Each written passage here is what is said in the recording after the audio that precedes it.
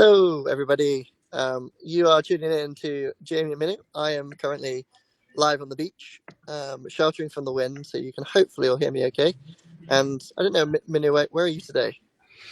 I'm actually, that almost never happens, but I'm actually in the Netherlands at my What? parents' house for a week. Yes, I just turned 30 on Sunday, and I wanted to be here at my childhood home to How celebrate did I that. not know it was your birthday? Oh my God, I'm such Because a I bad friend.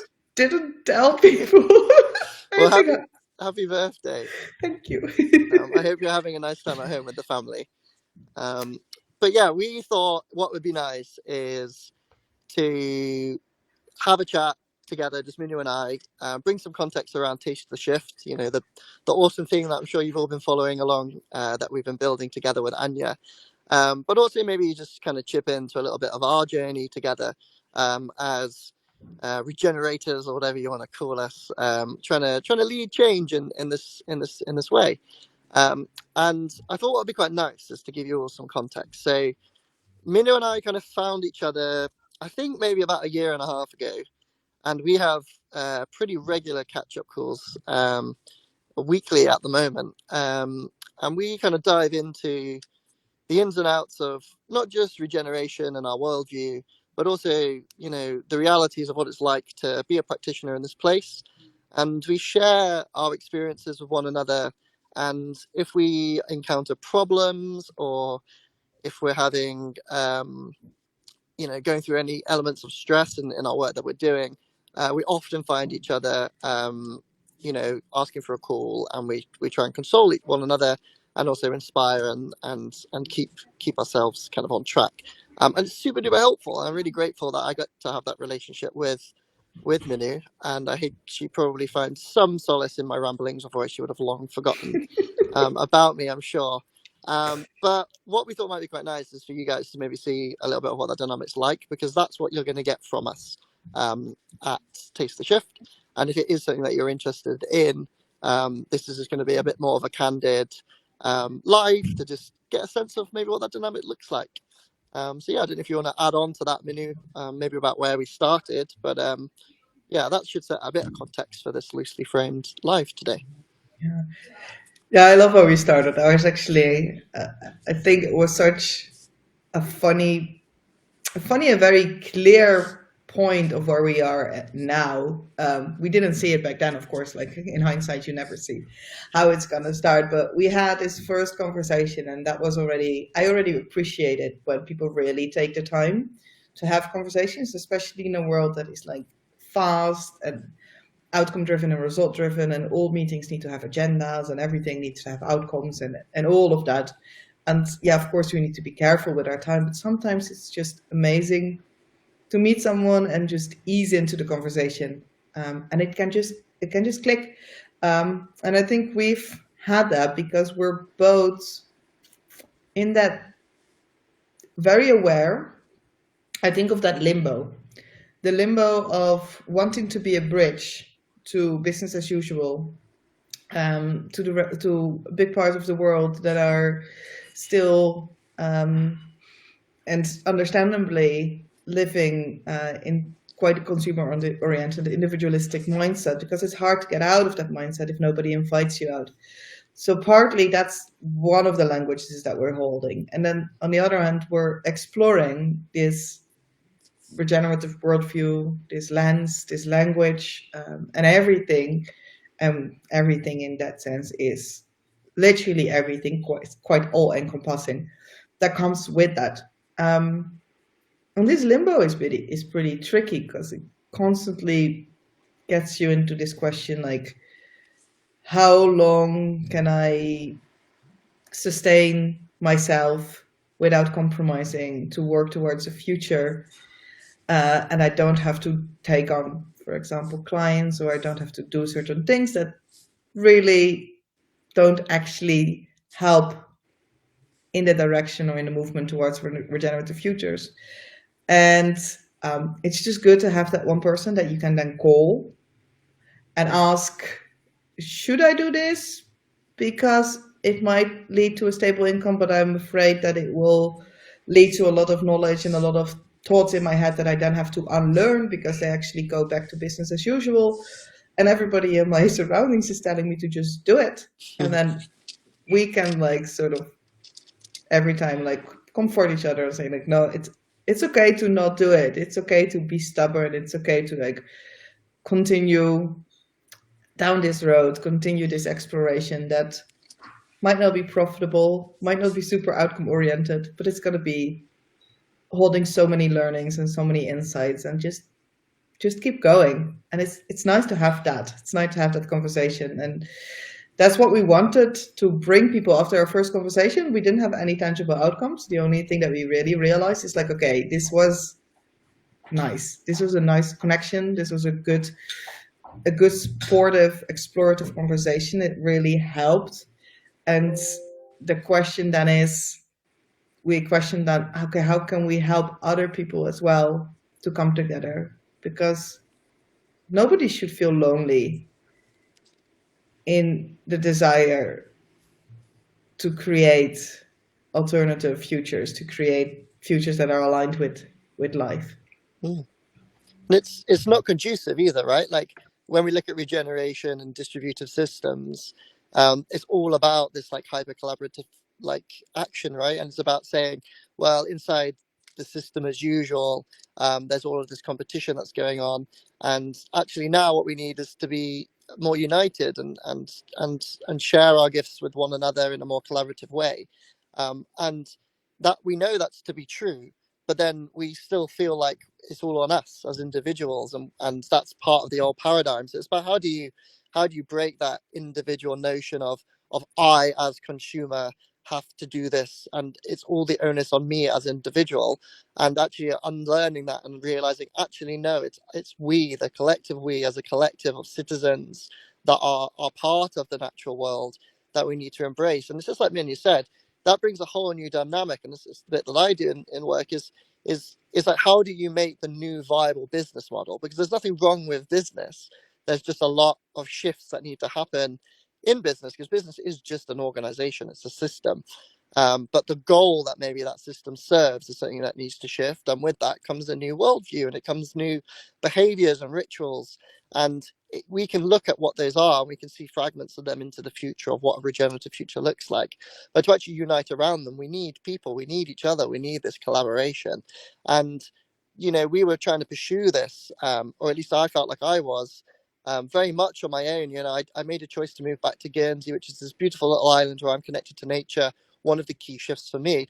But it's tiny. I feel isolated here. So how do I keep connected with like minds who understand these goals, and they understand these systems and the leverage points that we need to lean on to conducively behave in this new way? And sometimes the answer there, I think, in my opinion, is we need to be really damn creative. And when you get yourselves into these little bubbles of it's all on me and crap, how do I do this? Or there's a problem.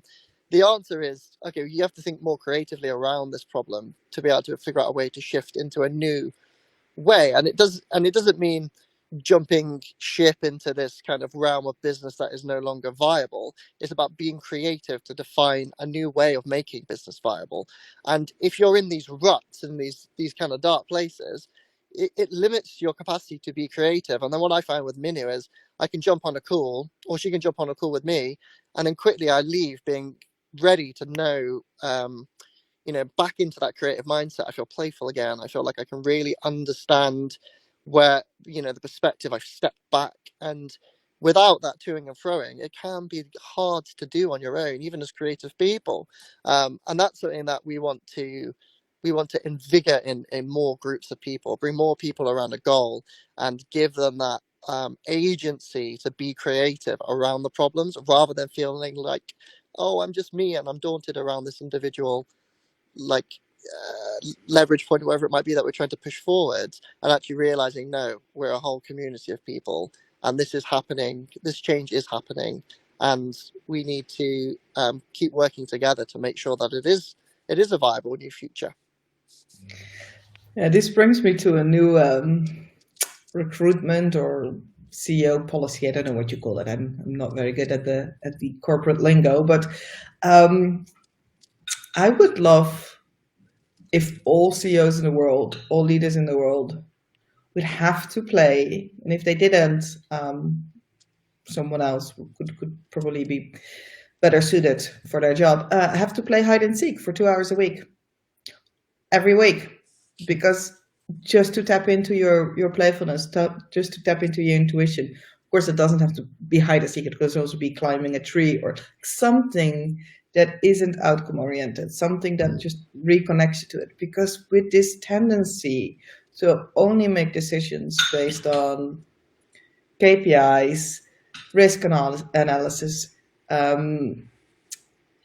reports, consultancy reports, and all of that, we move further and further away from actually having the ability Hmm. to trust our intuition. And trusting our intuition, I think, and with that comes deep compassion, with that comes play. And all of that leads me right back to food. Because food holds playfulness and it holds this interconnectedness to each other and to the land. It's just such a great way uh, yeah, to start conversations. Hmm. um like that's why I'm such a big fan of that question, like how does your business unite people like your grandmother's food. 'Cause if we start, there's no risk analysis that you can put on that question and say, okay, this is the right decision, that's how our business is going to unite people. You really have to tap into that humanness and that living beingness, and that's just such a fascinating entry point. Hmm. I do have to be totally honest that I find it a little bit scary that we're gonna offer Taste the Shift as like a retreat where it's all around these embodied experiences, about these conversations. It's not do this, and this, or adopt these regenerative principles, or start practicing leadership following this framework or this method. It's none of that. It's really just a space where we come together. And on the one hand, I think that's exactly the kind of spaces that we need more of. Hmm. On the other hand, it's daunting because in urgent times, in crisis, what people need or what people think they need or what people want is often concrete steps to how they can make things better. Yeah, and I think that also helps us to kind of communicate who this is for, because I'm sure there's people who are nodding along, being like, I get it, and that works for me." And those are definitely people that initially resonate. But if I try and challenge people, maybe that are a little bit less sure, is we've got this like dualism inside business as usual that's been compounded, where we follow, I think, what's like seen as like the science or the engineer or mindset, where we we have lots of answers to the what's are. So like they're quite siloed, but it's like the what's are the things that we can measure, and therefore we do them because we can measure them. But then the should we question, which kind of gets reserved for like the philosophers or the religion or whatever box you choose to put that in, has become separated from business. And actually that just compounds the what's, right? And a lot of the issues that we face, if you think about the crisis that we're in, we've kind of got this kind of huge amount of man-made capital in our economies, like masses of it, and it's become so large that it's depleted our natural capital. But that is what happens if you compound the what, because it's okay. Well, what can we get? What can we take? What can we make? What can we? What It's all resource heavy, and a lot of that has come because we're compounding the what happened to the should we bit. And I think that gets maybe reserved to a little corner of policy or whatever, but actually we need to revitalize that, and we need to bring that into the forefront. But without that general awareness, because maybe we've kind of unlearned that part of the or should we, we're not going to really get there. And there's an element of, before we can start putting together some more concrete what's, even if that is the right answer or not, we need to start bringing in at least a bit of balance with the should we, because there's a lot of what's we could be doing. That's the whole green growth movement, is do this, that, do this, do this, do this, impact, impact, impact. But actually, there's very little. Well, actually, should we? I know there's an urgency and there's lots of crises and we're stuck in predicaments we need to shift. But are we just compounding what, and not actually Mm-hmm. questioning if these are the right things to do? And I think that is one of the key things that I see with this. And then one of the reasons that we've picked food is because food is something that we all share. We all eat food. We all understand food. But food is something that still contains elements of some kind of ritual. And what rituals do is they make you question. You don't just do them for an instant result. You do them for other more multifaceted areas of gratification and other elements of added value. And that's not really been lost in food, maybe diluted over time, but it's still there. So food is a really nice center point to reverse us back to why it's called Taste the Shift. Is it's all well and good to put this in a business or economic kind of context, like maybe I've just done there, but actually let's make it accessible. Let's do it around something that everybody knows and something that's already got elements to rituals, because that's, I think, a big part of what we're talking about. We're saying maybe there's not going to be a concrete takeaway, as in like we're not going to show you a like give you a certificate, and we're not going to give you some kind of framework to follow per se, but actually what you might end up doing is incorporating rituals into your business, like we all do. Minu and I have rituals that we incorporate in that don't directly give you a KPI or a metric, but they definitely influence your worldview and the way that you address your business and the way that you build going forwards. And I think that is a really key missing part when I talk to a lot of people in the work that I do. There's no capacity building on your own merits, and I think that is a really key part of what we realize that we can do with the power of food is actually start to have people explore these questions in the context of food, and then realize, well, if I can do it in food, I can do it in everything. And business is a system, just like foods is a system, and that's kind of where we see the beginnings of this journey kind of unraveling. There's so much that you just said, and I would love to respond to. Hopefully, I I'm didn't gonna ramble too start much. with the no.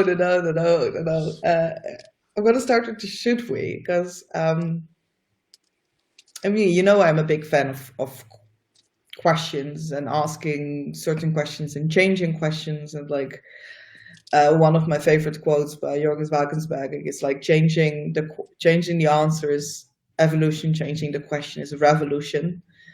And I think that goes the same with like changing the questions from indeed from what, directly what, which is directly outcome oriented, directly in the now, holds us hostage in the mindset that we already have, leaves very little room for changing perspectives, for really, really diving deeper, for understanding from which space we're actually asking this question, from which set of knowledge and perspective are we asking this what. Should we is already a beautiful one. Like, should we grow our economics? Like, we can full-heartedly say no, absolutely not, because we now is like no, because we think opened up and deepened our compassion for all the living beings and also all unborn generations. That's not something that we should be doing. That would be putting our priorities completely skewed. But then another one, which kept coming up when I facilitated a workshop in the arts earlier this week. Are we willing to? So should we grow our economy financially for like infinite growth? No. Are we willing to face the consequences that come with degrowth? And again, I think we can both say full-heartedly yes, but that does open up a whole new range of questions, because then what does that mean? What are those consequences? And if those consequences mean buying less or running businesses in a certain way, then we can question, why are we buying that much? And what is it actually doing? And who is it benefiting? And is it making us happy? And for how long? And what kind of happiness? And is this artificial or is it real? And if it's artificial, what is it covering up? And what is the realness there? And there's so much there that you can then start uncovering when you ask the question, are we willing to? And I think for me, the one of the best examples is seasonal eating, seasonal food.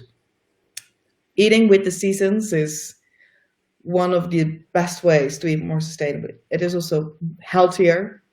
The region where you live in, as long as it's not in greenhouses, but the food that actually provides it, the food that you can grow in the region, the food that we can grow here in the Netherlands in winter, is the food that our body needs in winter, because it's cold here. We need kale. We need those kind of like hearty meals. And then the question is not, shouldn't we eat? Like, should we eat tomatoes in the Netherlands in December. From a health perspective or from a sustainability perspective, no, makes no sense. Are we willing to not eat tomatoes in December in the Netherlands? Is a whole other question. And then you're launched into, so what are the other options? What could we eat? Why are we eating those? What does it say about our traditions, about our food, about our diets, about our health? And again, and that's a question that already you're seeing it already, you're feeling it already, is leading towards, it's just more easing towards answers. So Mm. instead of sticking with a certain question and forcing the answer, by keeping changing the questions and diving deeper, you're actually easing into the answers. You're easing into the space by living it. And I think food has that tremendous opportunity because you make it tangible. So instead of having talking about like the principles of living systems or nature design, which can be not directly very accessible for like a wide range of people because it opens up so much. It's so all encompassing. Whereas if you have for this conversation around food, it's easier. Mm. You can really easily have that conversation about tomatoes Yeah. and then apply the same logic to seasonal thinking in business. The same, should it always be summer? It's really easy to answer that from a human perspective. No, it shouldn't be always be summer. That's we feel in our body that that's not healthy. Yeah. And then why in business? What is breaking if in business we try to artificially always make it summer? So there's just so much in questions. Definitely. I think that ecological like view of systems is for many, like you mentioned, like it's not always accessible, but it is one of the missing parts because we are nature, right? And you know that's always almost something that people struggle to say nowadays. When that is, if you look at the grand timeline of humanity, you know, for the majority of time, everybody understood that. And then what happened is we like innovated, you know, and you know we had things like um, one of the things that makes us different from animals is that we can use tools and we can tell stories, and that means that we're really like we're really fluid, right? It means that unlike a bear who's limited by its claws to its function, we are a species that can adapt and change its futures, which is really empowering, right? And that is amazing. But also it comes with an element of like, well, should we, right? So if you know you go, oh well, I've discovered the plow, or I'm the first to use fire, and that means my group or my tribe of people is going to be more successful than the others. Everybody else feels like, well, I've got to also use fire and I've got to use the plow. And this is systems dynamics. Like, it doesn't necessarily mean that human nature was like, through evolution, we've become fire users and the plow users, and now we use artificial technology. It just means that because we can use tools, we can also allow them to move us down set routes. And without any of that should we question, I'm also falling into that fear of like, well, if we don't do it, someone else will and beat us to it kind of competitive side of which isn't human nature, that's just systems dynamics. We kind of fall down those traps. But I think one of the ways to unlearn that is to actually study nature, and we got to make that accessible, like you're saying. And like I love that tomato analogy because you're basically making living systems thinking in the sense of seasonality really easy for people to understand and follow. And then that is the gateway into understanding systems. So like I'm quite fortunate. I've got a background in the circular economy, which is all about trying to understand living systems and incorporate them into the way that we run our economies and our businesses. And sometimes I forget that, so I'm just rambling on about all of these things, and people are looking at me like whatever, and then I'll be like, "Oh, take a leaf out of Muno's book. Let's talk about a tomato." Then all of a sudden, people get it, and you know, it's so simple, but like that is why we want to do. That's why we want to do Taste the Shift, because yes, you can understand food, but food is also sensory through taste, through smell, through sight, through all of these things.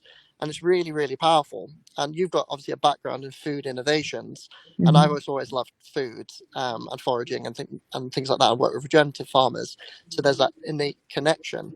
Um, But yeah, I just wanted to kind of bring that bit of added context in because it works both ways. You can simplify it, but then once you understand it, you can open it and expand it. And I think what I find helpful now is being able to have the ability to go through both views. Can I understand this on an economic, massive global sense, but then can I also bring it back to me through something like food? So yeah, I just wanted to add that in as my take on your tomato Mm. story. So, so if we're talking about food as a way indeed to explore living systems, which obviously it is. Um, what is your favorite or one of your favorite memories or cherished memories of coming together as a group of people, maybe people and other species, other more than human beings as well, to really come together around food and have this just shared experience? Hmm. Well, I mentioned it. I'll probably use the same one on one of our lives on Instagram. But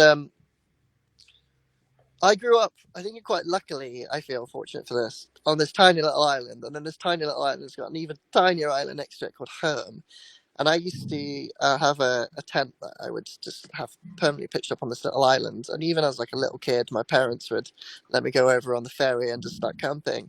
So I had this like really uh, strange connection to food, and that even as a really young person, I kind of understood that, you know, obviously I've got to eat and I got to cook for myself, but I was also really interested in nature and trying to like forage and catch my own food and like swim down for lobsters and fishing and things like that. And on this little island, you used to have this end of season kind of ceremony, I would call it, where everybody would contribute something that they you know, something to the table. And you know, some people would bring supermarket shopping over from on the ferry, but some people, like mostly the kids, would, you know, give themselves the challenge of like, oh, we're going to go out, we're going to do some fishing, and we're going to, you know, and do this. And I think I gained, like, without really thinking about it then, this connection to the land and to nature through these experiences. And I always got taught like that, you know, don't take more than you need kind of mindset, but it was nothing more than that. But it was definitely something that is like embodied in me now. And yeah, the thing that I kind of loved in my memories, thinking back even as a really small child, is looking forward to this food ceremony of, you know, I don't know, 50 people around a big table. Someone would have barbecued up some fish they caught. I would have contributed some lobsters. Some people would have bought potatoes or whatever it might be, and made potato salads. And you just have this massive barbecue kind of feast, which was amazing, and it really brought everybody together. But sometimes that would be the only time that I would meet some of these people on the island. But you know, you're all together, and it's all around food, and yeah, it's just like one of my most beautiful childhood memories. And I think back then I would never have made all of these connections, but now when I reflect on it, it's where my brain goes when you ask me those questions, like the power of that community space. You know, even if I think about the young people, like loads of children, and you know, they're all just being looked after by everybody. That it's not mums and dads and guardians keep sitting next to their kids. You know, they're all running around the island, and all, you know, the local, I don't know, postman or whatever it would be is keeping an eye on them. And that sense of community is something that was really influential, I think, in my upbringing.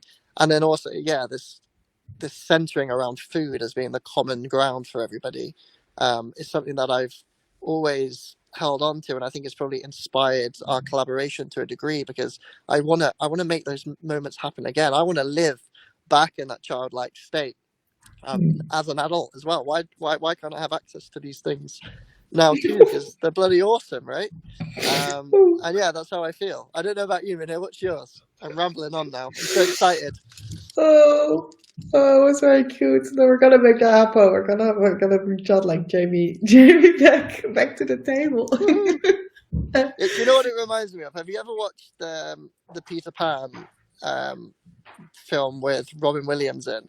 And he goes back to Neverland as an adult, and he sits around the table with the imaginary Yeah. food fight. That I want that. That we need to make that happen. Mm. That's awesome. That's so much fun. I centered my whole dissertation around that part of of of something in me, I think, that's coming out of me as I feel like a losing attachment to that as I've become an adult. You're Um, making me think of something now. I have actually never considered this. My mom is actually in the same room, and if she's listening, she's definitely gonna think that this is a bit of a weird stretch, maybe, but or a weird thing to say on a live as well. But I'm just gonna go for it. When I was younger, like a child, I had this imaginary friend. She was, or they were actually, because it was gender fluid. She and he switched every day. But I had this imaginary friend, and they were named Viandel, which later didn't exist at that moment, but later turned out to become a very popular snack in the Netherlands. And she was always there. I was never afraid of anything because I always had already done it. Like my parents asked, like, "Oh, we're gonna do this. We're gonna go to the petting zoo. Like, are you excited? Are you like looking forward or scared of anything?" And I'm like, "No, I already did it. I already went with Vandal. I already went to the petting zoo. I went everywhere with her." And we also set the table, or my parents actually set the table for this imaginary friend. Until one day they just left. So no, who was that played for? I don't. I don't. I don't know who's coming for dinner. And they're like, "No, it's for Viandel." Like, no, they're gone. And I think that sort of correlated with the time my sister was born. So I'm now mm. wondering, was that just my desire to also share these food experiences with another child? That is actually, I have no idea. Maybe this makes no sense, but that is just like what you said. We should set them a seat at the table in honor of this at the retreat. Exactly. Exactly. It just sparks some thought. And I do think it's probably meant I don't know, it's probably made my childhood or like more fun just having that friend. And I think Yeah, like why not? that childlike friendships, that sharing food Yeah. is Well, indeed so powerful. And that's probably why I get super, I don't know, so I'm rambling now, but infuriated every time. I don't want to patronize anybody for how to raise their kids. Absolutely not. Absolutely not. But the fact that we are now in a society where it's almost normalized to put an iPad or a phone in front of a kid in a restaurant or at dinner just hurts well, every time I see it. that's exactly what inspired my dissertation at university. I went back to the campsite. The community aspect had kind of gone, and I was sat on the campsite. I wasn't supposed to be there because there's no longer a tent there, but I went there and I was just looking at all these kids on their phones and their iPads, and I was like, this is not what I experienced. And then based on your openness there, it wasn't. I didn't have imaginary friends, but I remember getting corrected a lot when I was younger because I would refer to the fish maybe that I had caught or elements of things outside, maybe as a tree, as my friend. And I was a kid that was. I had lots of friends, as well. So it wasn't like a lonely kid. I'm sort of trying to paint, but like there was like this thing where I kind of just treated them as friends. And I remember people correcting me, especially at school. There was like other kids being like, well, they're not your friend because they're not real people. And I think there was an element of that, which I kind of wish, thinking back now, like, actually, no, I wish I had just stood up for myself and been like, no, that tree is my friend. And like, that's not weird because I have a connection with them, just like I have a connection with you. So, it's just as real. And I feel like I wish I had the confidence to have kept that up as a kid. I maybe would have been a bit of an outcast and seen as a bit of a strange kid. But now I look back, I feel like they were my friends. Like that's fine, that's okay. There's nothing wrong with that. And I think if we had gone back in time a bit, that's probably how we would have talked about most things. So maybe that is a bit more of a natural instinct. And I love like understanding the minds of really young children because I think we see a lot of authenticity there. Mm-hmm. Because yeah, like I said, we're all very fluid and we learn what we need to learn to survive because we haven't got claws, we have tools and we have stories. And it's the tools and the stories that we use that define our futures. But actually, you could give them any tools and any stories, and it would redefine a new future for them. It's all fluid, and I think that's exactly what we're doing, right? We're going back to our childlike state within our businesses or our economies, and saying, "Look, if we could have some new goals, it would mean that new tools and new stories are conducive, which means we'd have new worldviews. And there's nothing less viable than this worldview than the other worldview. It's just a new version of the future.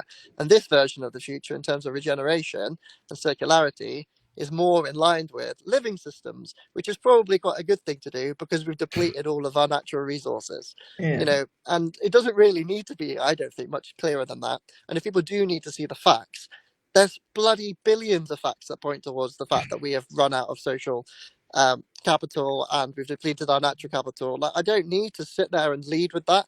Like, if you don't know that already, then you need to be applying your mind and your efforts into having an openness to look at the realities that we face.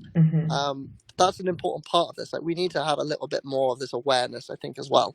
And we can do that through food. I'm very happy you are standing up right now, actually, for the trees that are your friends and for the fish that is your friends. Because I think even more as adults, that might be questioned or looked upon funny. Yeah. But it's totally like when I went on a silent retreat, I had no problem not talking to people for 3 days. It was quite calming, quite nice for a change. I struggled for real going into the forest, not greeting trees, not greeting the dog that ran towards me. That broke my heart. That really broke my heart. There is nothing less real about that whatsoever. And I mean, if I looked at myself 10 years ago and I would have said, like, you're gonna become a tree hugger, like for real, and you're even going to like tell the world about it on LinkedIn, I would have We've just said, admitted all these things live on the internet. no way, that is absolutely not going to happen. Like, nobody will take me serious. But do you And think that now, this is exactly what we're talking about? Like, I feel comfortable to say this live on the internet because I'm talking about it with you, but I would probably feel very uncomfortable to do it on my own. probably yes. Hmm. Very likely, yeah. Yeah, that's very true. That's very true. I don't know what it is with these kind of things in general. It's just they come easier, I think, at some point when you understand that we're all facing these kind of struggles and that we're all having these kind of wait, there's so many different worldviews and futures, and even within myself there is so much complexity. I mean, there is still a person in me as well that would say, like, really, Mino, tree hugger, don't you just have to go and earn money and buy a house? So there's always this limbo, and I think depending on who you're talking with and the conversations you're like how diverse the conversations are that you're having, it's easier to lead into that part of yourself that you're maybe actually are more comfortable with. And then in other cases, every time I go to a very, very businessy conference, I have to stand quite firmly in my shoes to actually stay true to that version of Minu and to these potential regenerative futures that I want to be a part of. Because it's so easy to fall into the trap of the rat race, of wanting, I don't know, the career and the Forbes 30 under 30 and all of these. Thinking of that, I actually always wanted to be in Forbes 30 under 30 when I was 20 to 25. I just turned 30. I didn't even give it a single thought. I didn't even think of not achieving that because I realized over the last couple of years that that is not what matters. But staying true to that belief that that is not what matters, and actually deepening that even, that is easier when you're in constant conversation. And Yeah. it's harder when you go back.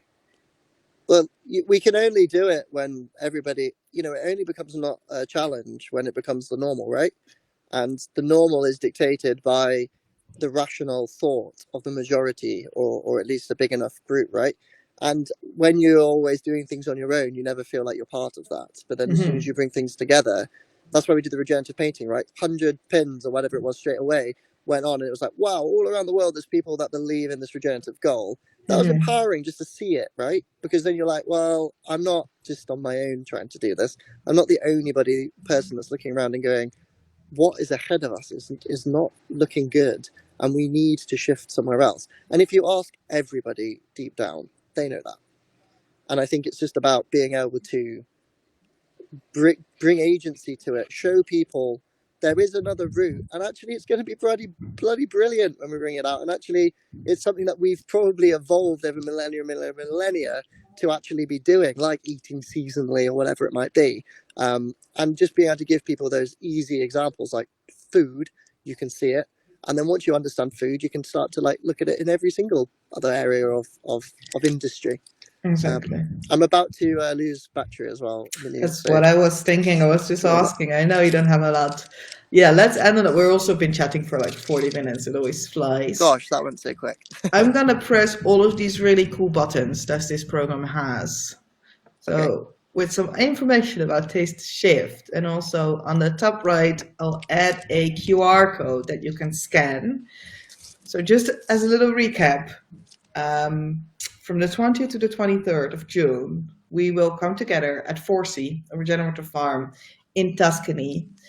And that will be a place to have these conversations like we just have. But we're also going to do that whilst making pasta with someone from the area, whilst foraging, whilst learning about wine and cooking together and eating together. We're going to do meditations, and Jamie is going to take us on his rituals of greeting the sun in the morning and breathing.